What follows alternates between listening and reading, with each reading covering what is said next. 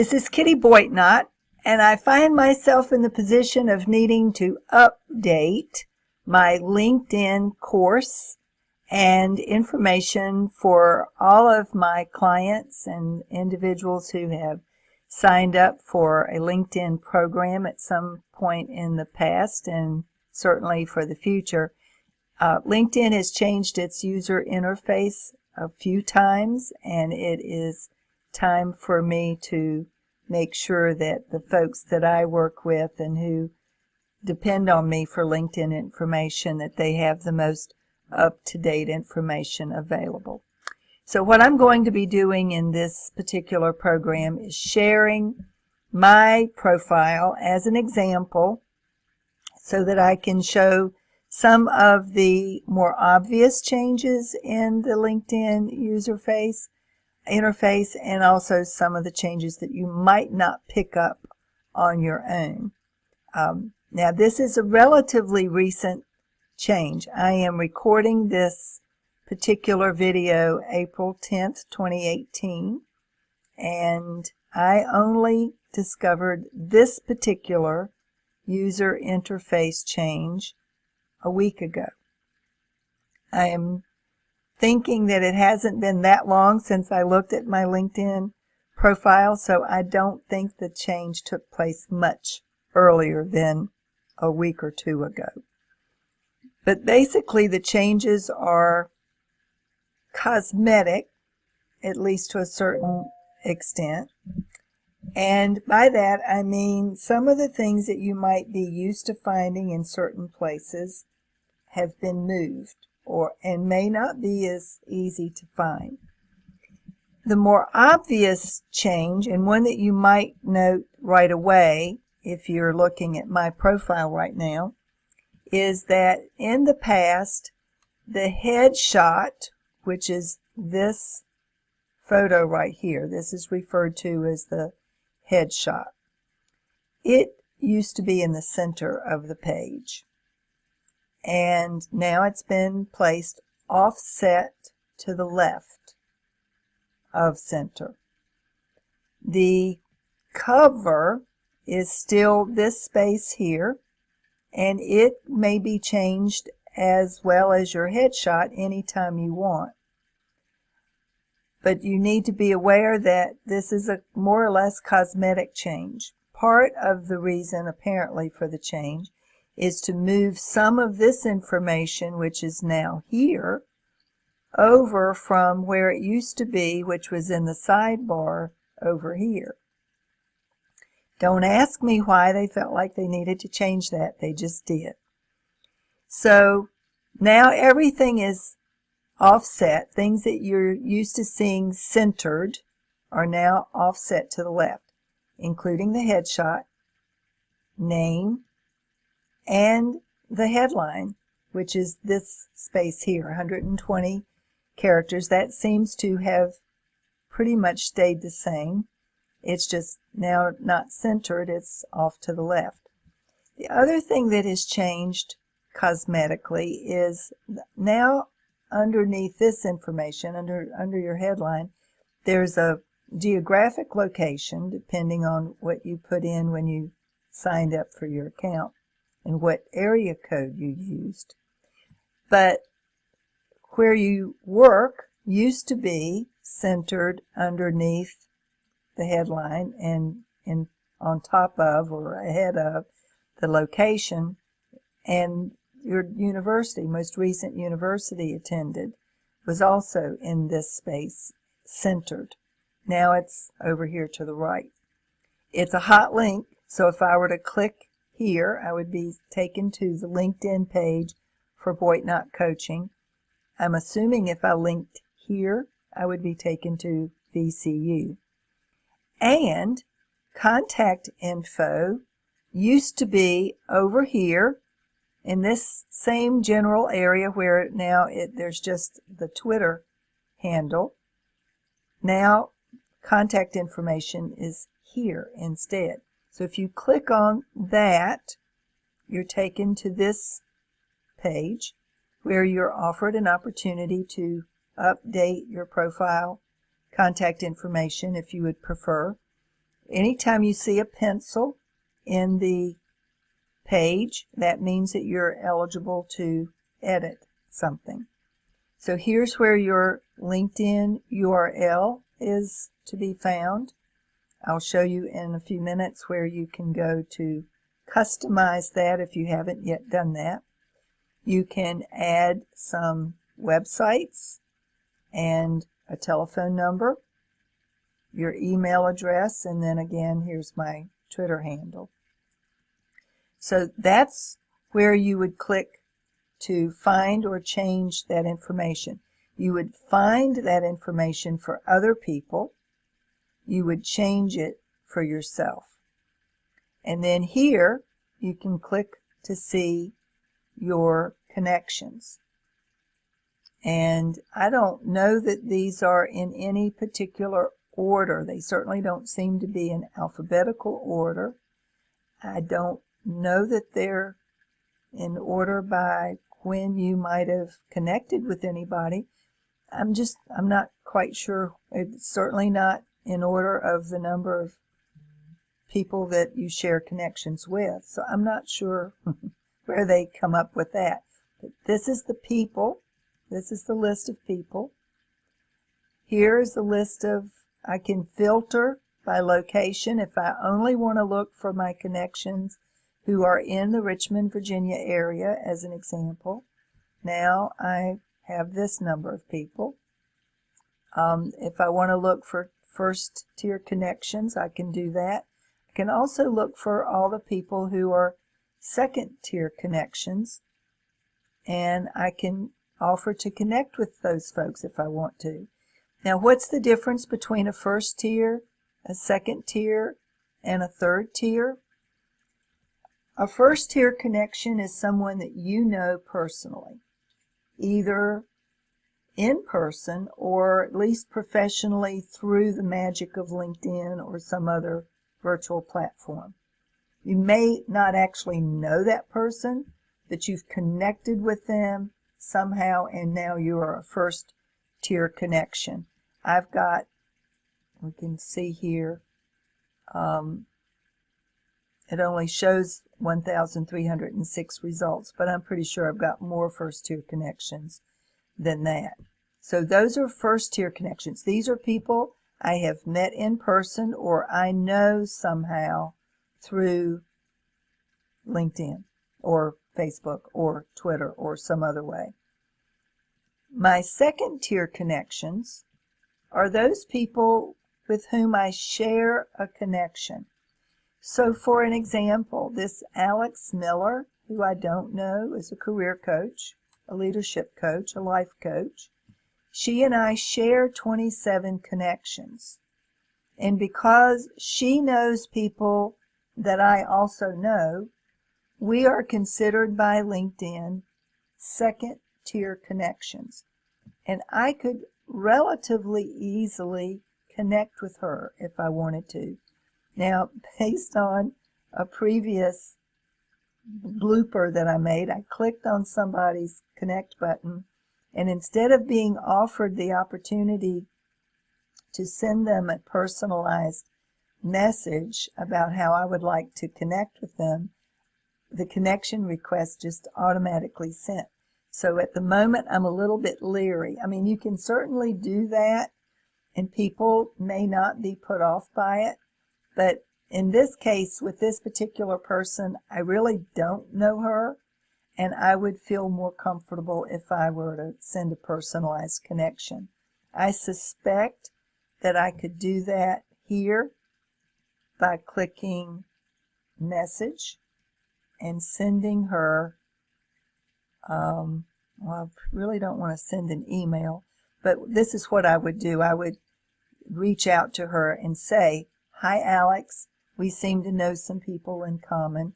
I'd love to connect with you here on LinkedIn."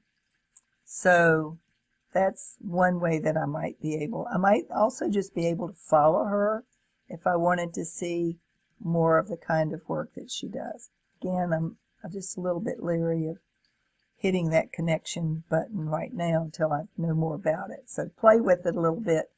It's not the end of the world if you accidentally connect with someone you didn't mean to, but in general, I recommend that you try to connect personally by sending a personalized connection request. And frankly, that's what LinkedIn has also recommended in the past.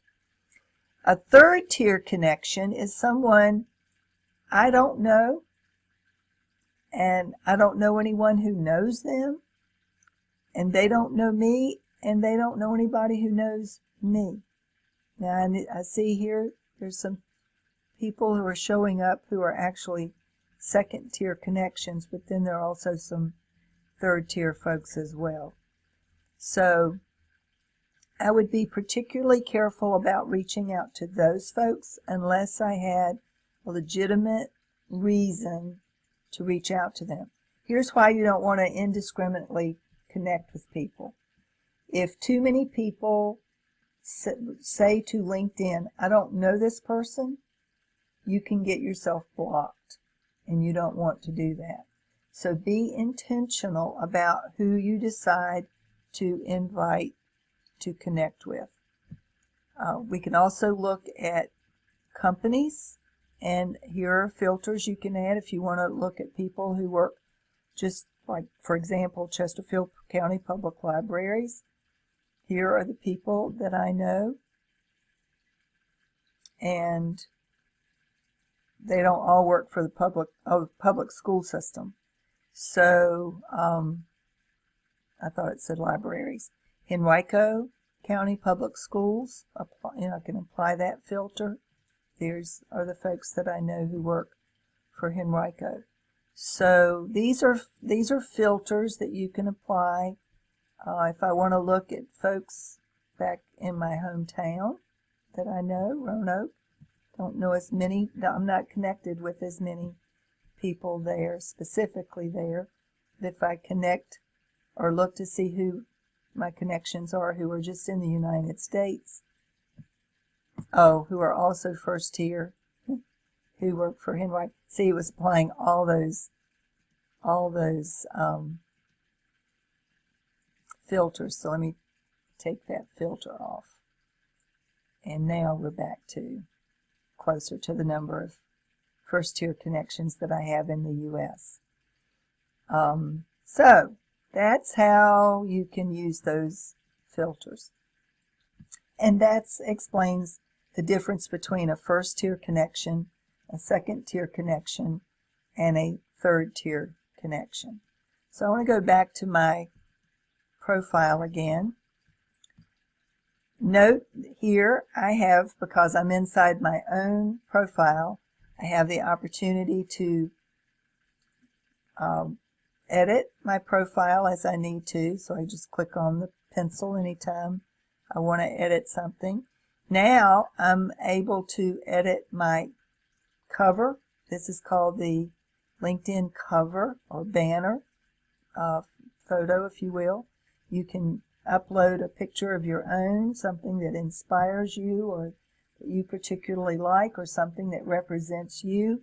I've obviously chosen to use my logo and headline, but if you're not in business for yourself, you probably don't have something like that, and you don't need to have one of those professionally made for you. You can just upload something from your photo album. I've seen some beautiful ones, scenes from mountain ranges or lakes, rivers, ocean scenes. In fact, long ago I started out using an ocean scene that had the sun rising above it and the sun was shimmering on the waves. It was very serene looking, and I found it attractive. So you can upload whatever is meaningful to you. You also want to make sure that your headshot is up close and personal. A headshot should be no further down than the top of your shoulders up. Look directly into the camera and smile your best, most engaging smile. Try not to make it look forced, and try to make sure that your eyes are also smiling along with your mouth. So you might need to have someone take several different pictures. Make sure you're also in good lighting. Avoid doing this at night in a room that has a yellow ceiling light in it, as opposed to a fluorescent lighting, because that tends to give a yellowish, not so terribly attractive cast to your photo. Don't do a body shot, nothing from the waist up, that's too far out. People want to see your eyes and they want to see your smiling face. So make it a close-up to the extent that you feel comfortable. Your headline will default to your most recent job description if that's what you've got in your current position, a job title, but you can change it and customize it. And in the case of a person who is in transition or looking to change their career at some point in the not too distant future, I recommend that you think in terms of keywords that you might use in your resume, or keywords that might match up with the words that you would be looking for in a job description. Maybe a value statement that describes what it is that you do or who you help or what it is that you're looking to do, although I would highly recommend that you avoid putting in this space looking for new opportunities or in transition or open to possibilities. That is not what you need to convey in your LinkedIn profile. Instead, go to the heart of your area of expertise, what you specialize in and what you want to be doing more of in your future career, as opposed to what you maybe have been doing in your previous career. Now, if you need help with that, let me know. This is one of the things that we can use an individualized session on, and I'm pretty good at helping people figure out what needs to be in this space to make the most of it and to convey your highest intention for yourself. The current position can be whatever your current job title happens to be, but that should not be the default in your headline. So make sure you distinguish between those two. The education shows up based on the dates that you've added in, so the most recent college or university that you've attended based on the dates that you have put into those particular fields. That's what will show up. Here is where you can edit again your LinkedIn URL. I don't know why mine says undefined, because it is defined. Website, another website, telephone number where I can be reached, and the work number. I've deliberately not put my street address there for a reason, obviously. I don't need people showing up at my door, although I've had that happen a few times. So I don't have my street address there, and I don't recommend that you put your street address there either, unless it's a work address or a post office box. Your email address, your Twitter handle if you choose. You can also add Instant Messenger, and if you prefer, I think I'll just click on that for right now. Make my birthday visible only to me and apply. Okay, so then down here we have the summary in this box. The summary is where you write a first-person narrative using your passion, your professional business interest, what it is that you want to be doing in your professional life. And it doesn't necessarily have to be doing what you're doing right now. It's what are you most interested in doing?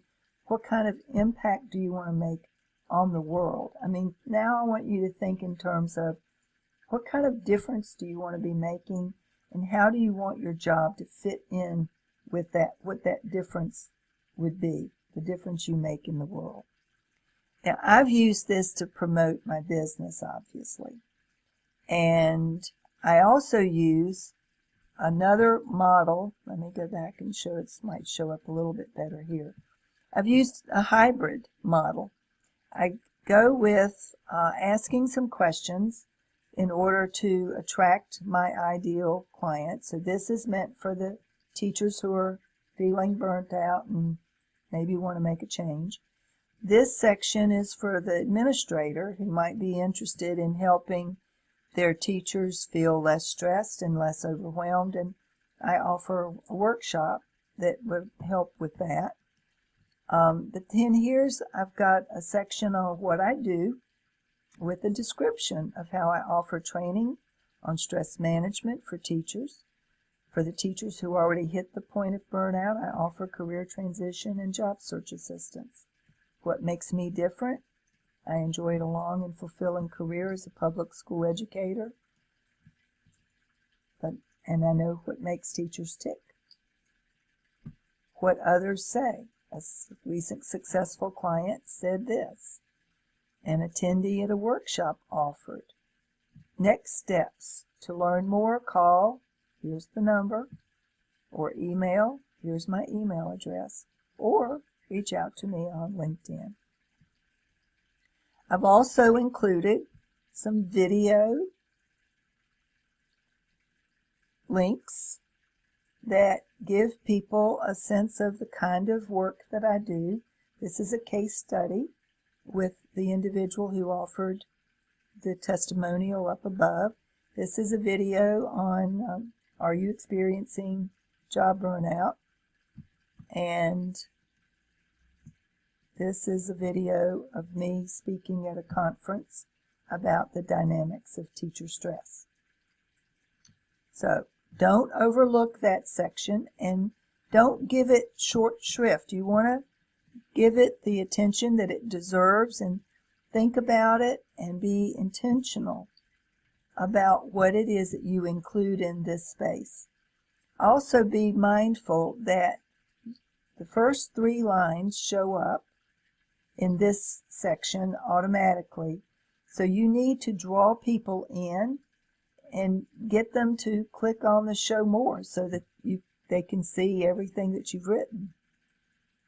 Otherwise, they'll never see it and they'll just move on.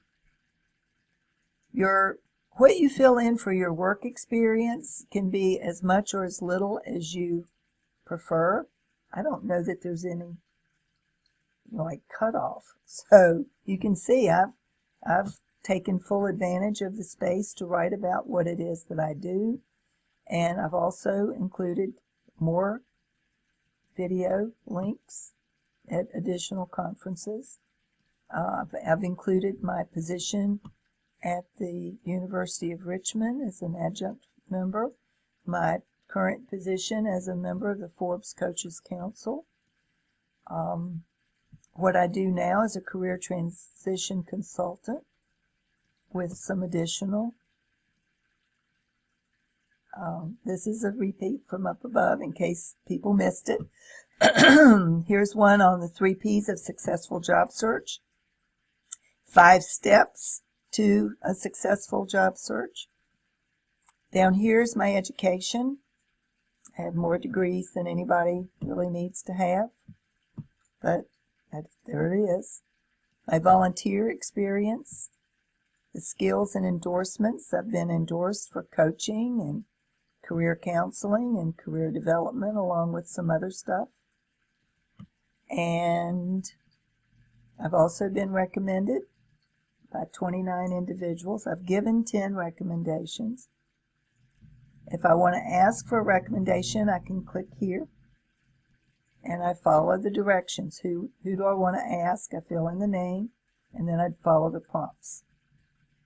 You probably want to have at least a couple of recommendations depending on what your work history is and why you're in transition. You want people that you've worked for or with who are willing to say nice things about you, your work ethic, your abilities.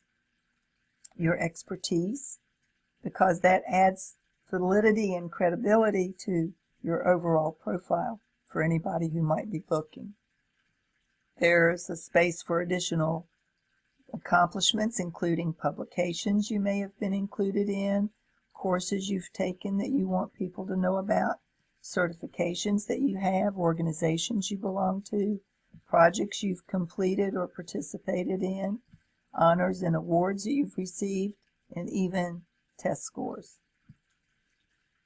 You can also include interests, and here we have a list of the influencers that I follow, the companies that I follow, the groups that I'm a member of, and the schools that I also follow.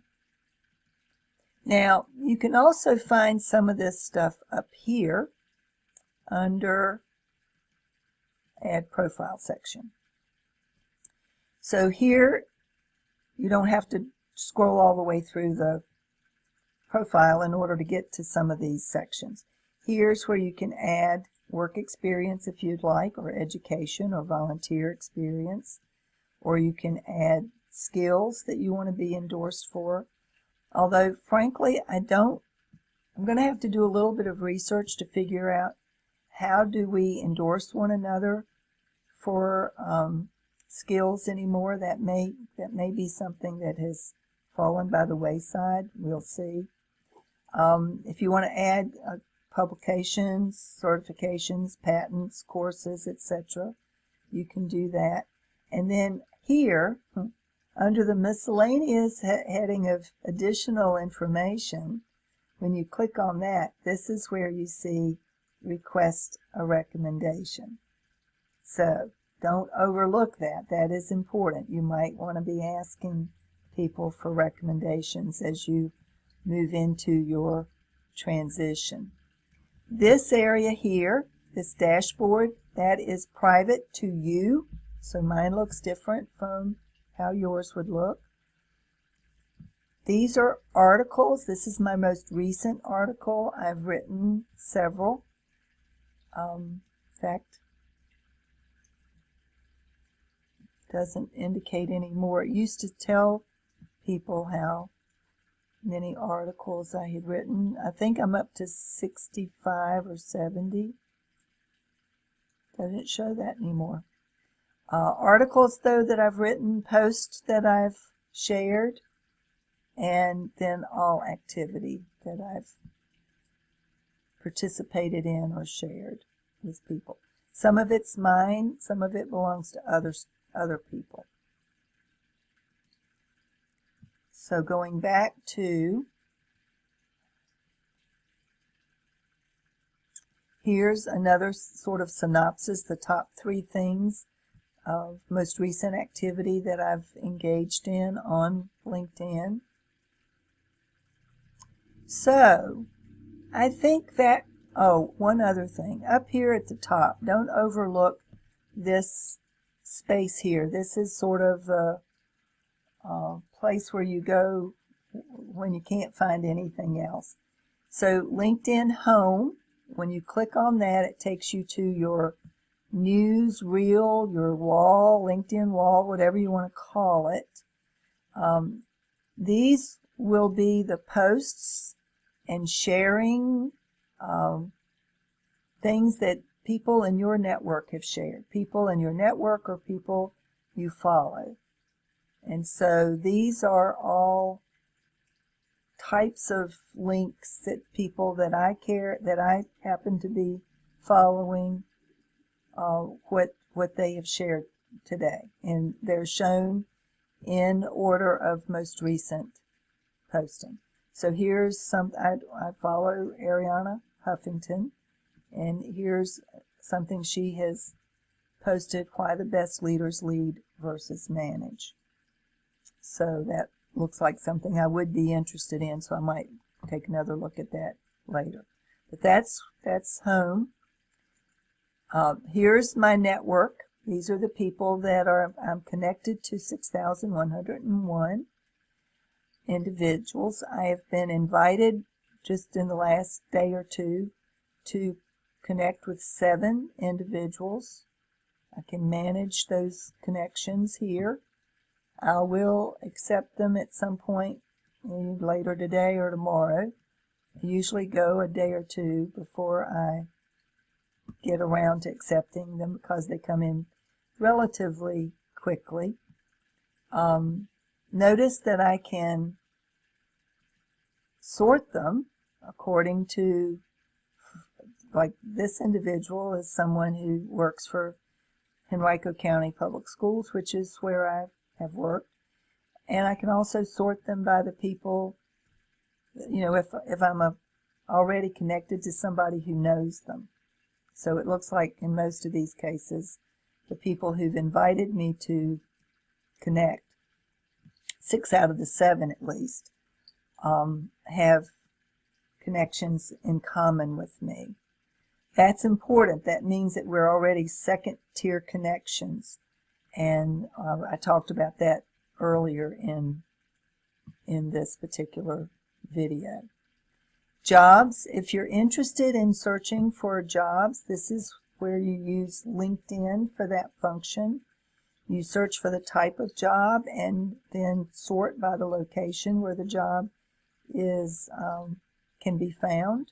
You can save jobs, you can post jobs, you can apply for jobs, you can look based on your career interests. You can let LinkedIn know where you are in your job search. Are you actively looking, casually looking, not looking but open to the right offer, not looking and not open to opportunities? So you want to pay attention to that section as well. Messaging, this is where I've received some messages from some individuals, and I'll get back to those later. Notifications, this shows me people who've liked my post, or people to whom I should say congratulations because they're starting a new job or they had an anniversary. So that's notifications. I've had one new notification today. Here in this section where my little thumbnail photo is, this is particularly important. When I click on the me or the down arrow button, this is where you manage your account, and you can view your profile from here. You can also manage your settings and privacy. Now, I want you to take out a pen or a pencil and a piece of paper and write this down right now. Before you start changing anything in your profile, I want you to first go to Settings and Privacy. I want you to click on that. I want you to then go from Account, which is in blue here, to Privacy. Click on that, turn it blue so that that page pops up. I want you to scroll down to the section on How Others See Your LinkedIn Activity. And here where it says, it's the third one down, Sharing Profile Edits. I want you to make sure that that is toggled to No. The reason is, notice the question, do you want to share your profile changes with your network? Your network may see when you change your profile, make recommendations, or follow companies. The next few weeks, you're going to be doing a lot of activity in your LinkedIn profile. And you don't need to alert the people who are in your network already of every time you change your headline, your headshot, your cover page, your summary, or a comma, a semicolon, or a colon in your summary. You just don't need to be promoting that out to everybody. They don't care, and they will become irritated. So make sure before you do anything else that you turn that off. And then you can go back to LinkedIn. Now, before I close out, I want to make sure that I also comment on this section here. Don't pay any attention to the Sales Navigator. I have a premium account and it's called Sales Navigator, so that doesn't pertain to you. But you would have this section here. And let me move the screen over a little bit so you can see it better. When I click on this, under it says Work. When I click on that, I get more LinkedIn products listed here. There's a Learning, where I can look at different courses that are available through LinkedIn that I can maybe take advantage of and sign up for. And there's a free trial. I think maybe if you have a premium account, you have an opportunity to belong to lynda.com, but don't hold me to that. That may have changed since the last time I paid attention to that. I don't want to buy anything, so let me out of here. Let me go back here. All right, here we go. So then you can post a job, you can advertise if you're in your own business, you can do that. This is also where you can manage your groups. And depending on what groups you belong to, if you're already a member of any groups, they will be listed under My Groups. You want to pick groups that you are interested in what they might be talking about, and you want to participate in some of the discussions. Now, I have to plead guilty to I don't participate as much as I should. I even moderate a group called Teachers in Distress. I have 87 members, and I very rarely post anything there anymore. But it's there for people who might be interested. I'm also a member of all of these groups. And notice I could create another group if I wanted to. You can create groups of your own and invite people to be part, like-minded people like yourself, to be part of your group. You can also use the Discover button here to look at what other groups are there that you might be interested in. Do know that you need to ask to join, and you will be approved or not based on the guidelines that the group administrator has set up, and that individual will determine and has the final say as to whether or not you meet their qualifications for membership in their group. They will also have guidelines about how only certain types of conversation are allowed. You're not allowed to do self-promotion or to be posting a lot of spammy stuff because people don't want to see that stuff. You can use LinkedIn for finding a coach. This is what ProFinder does. You can fill this out and put out a feeler to see what other coaches are on LinkedIn, and if they're interested in the request that you make, depending on what your particular need would be, they'll respond with a proposal and an amount that they would charge you for, and you then decide if you would be interested in working with them or not. So that's certainly an option. I'm not sure what salary covers. Oh, here we go. Discover your earning potential. So you could type in your job title and the location.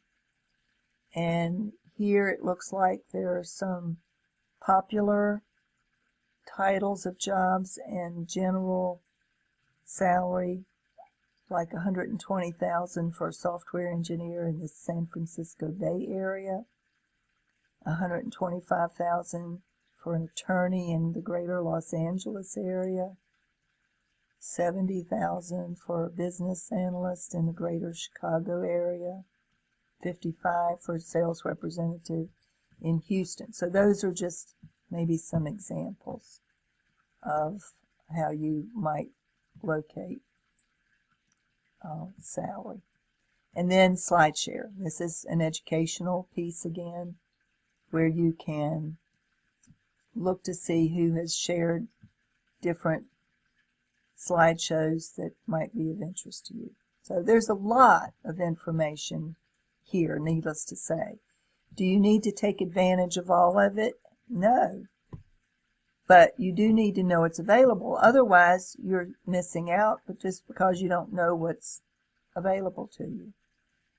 So that is my update on how to navigate LinkedIn, how to update your LinkedIn profile. Don't forget the importance of, let me show you before I let you go, editing your public profile and URL. I said I would do that, and then I got carried away. When you click, let me show you what I just did. When you click in this area right here, I think you can also probably do it from this area. I think I saw it earlier here. Oh, maybe not. It's certainly here. You click on that and it takes you to this page, Public Profile Settings. You're asked if you would like to edit or personalize the URL for your profile. How do you know if you need to personalize your URL? If it's not just your name, or your name and an initial, or your name and maybe your married name in parentheses, however you want your name to be listed, but instead has a slash, forward slash, and a string of letters and numbers after your name, that means you haven't yet customized your URL. You want to do that sooner rather than later. So those are the first two things you should do. Customize your URL after you have adjusted your privacy setting. So I'll put this in the notes for you. That's step number 1 is to make sure your privacy setting is turned to no on the question of sharing your profile edits with your network. And then the second thing is to edit and make sure that your URL is customized. The reason that this is important, this is my URL, my customized LinkedIn URL. The linkedin.com/in/, that's the same for everybody in the U.S. Kitty Boitnott, I happen to be lucky enough, there is another Kitty Boitnott, she's not on LinkedIn. So I got my name. You might not be that lucky if you have other people, if you have a common name and other people have already customized their URL. So if you can't get your name either the way you want it to be presented, or maybe with a middle initial or a middle name, you might need to add some meaningful digits of your own after your name. And they'll actually offer you some options. So you can choose from those options, or you can select on your own. You can pick your zip code, maybe the first 4 digits of your birth date or the birth date of your child, but pick something that's meaningful to you. And then you want to use this LinkedIn URL on business correspondence, on your resume, on your cover letters, on your business cards if you have those made for networking events, because you want to make it easy for people to find you. So, first turn off your sharing edits option and then change your customized URL. And then you can have at it to change your profile the way you want, that you feel the most comfortable about and the most proud of. I tell people you need to have an optimized, completely filled out LinkedIn profile in order to make the best impression on a potential employer, on a hiring manager, on an HR director, on anybody who may be looking at your profile, thinking about adding you to their team. So with that said, I hope that this has been useful to you, and I'm going to turn off for now because I've already gone about 45 minutes, and that's the length of just about anybody's attention span. I do want you to know, however, if you have any questions or if you would like help with your LinkedIn profile, I would love to help you, and I am available to help you individually, one-on-one, to make sure that your profile is optimized and ready for prime time so that you can make the transition, the career transition or the professional change that you want for yourself. And your LinkedIn profile is an important way for you to make that happen. I'm Kitty Boitnott at Boitnott Coaching or teachersintransition.com. Find me on the web, find me in LinkedIn, connect with me, and let me help you if you feel like you could use the help making your LinkedIn profile stand out. Have a great rest of your day.